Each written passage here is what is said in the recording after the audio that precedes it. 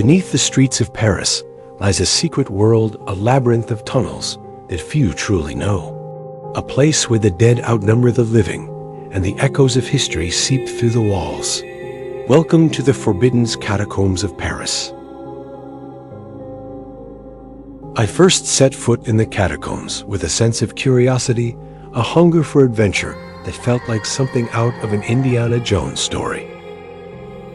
It had taken me 8 years to find the path and the people who could guide me into the secretive world of the cataphiles and the treasure they guard and hide.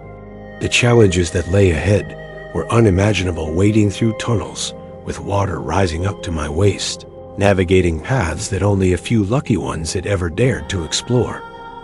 With every step I took, I felt myself plunging deeper into the secret history of the city. I was traveling through time. As I walked these tunnels, long forgotten by the rest of the world, I wondered who had built them, what their stories were, their lives, and their fates.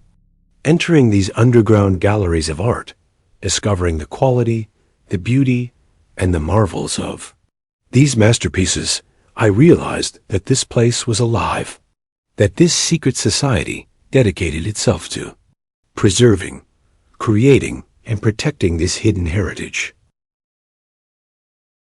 My curiosity only grew as I slipped through those small openings in the walls, eager to learn more about the history of this place.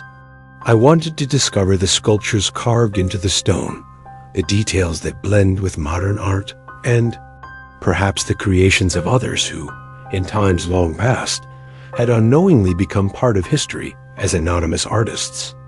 In rooms like this one, as I shared stories with some cataphiles and met many more, I began to uncover the fascinating history of the catacombs.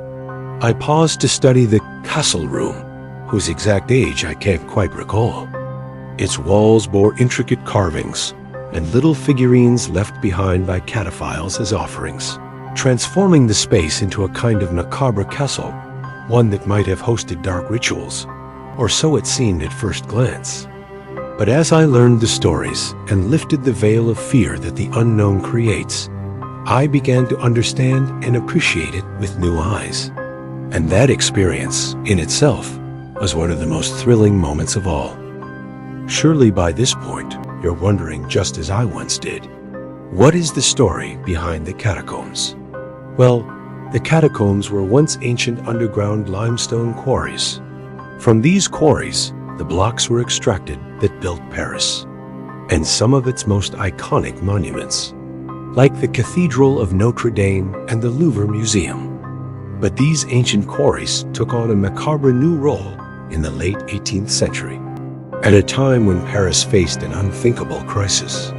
Cemeteries, like the infamous Saint Innocents, were overflowing, so full that their walls collapsed into neighboring basements, releasing the stench of decay into the streets.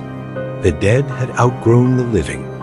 In 1780, King Louis XVI signed a decree officially closing the cemetery to new burials. City officials were left with a grim question: what to do with the dead who now had nowhere to rest? Beginning in 1786, a monumental task began: moving the dead from their crowded, disease-ridden graves into the safety of the underground quarries. Night after night, black-draped wagons rumbled through the streets of Paris. Inside, they carried bones exhumed from centuries of burials, workers, priests, aristocrats, and millions of Parisians whose final resting place had become a hazard to the living. Under the cover of darkness, teams of workers carried the remains down into the catacombs, where they were carefully arranged in long galleries. Skulls, femurs, and tibias were stacked in haunting patterns, walls of bones that formed a silent city beneath the city. In just a few years, millions of lives were relocated. Saint Innocents alone yielded over 2 million sets of remains. Other cemeteries soon followed: Saint Eustache, Saint Nicholas des Champs, the Bernardins convent. Each exhumation added to this macabre mosaic, layer upon layer of Paris's collective memory. But the catacombs are more than just a charnel house. They are a mirror of Paris's hidden history, a record of triumphs and tragedies alike. In these tunnels, you can feel the weight of revolutions and revolts. But as I wandered deeper, the air grew colder, the darkness thicker. Every footstep echoed through the silence. It was as if the city itself was holding its breath, waiting for me to listen. I could almost hear their whispers of plague and rebellion, of births and deaths, of lives cut short by time and fate. In that moment, the boundary between life and death blurred. I felt the weight of centuries pressing in on me, reminding me that history is not just found in books, it is under our feet, woven into the bones of those who came before us. That realization changed me. It taught me that every story matters, that life is fragile, and that no matter how different we seem, we all return to the same earth. It's a lesson in humility and in compassion. Exploring the catacombs wasn't just about discovering Paris's hidden past. It was about discovering a deeper part of myself. Even in the darkest corners, there are signs of life.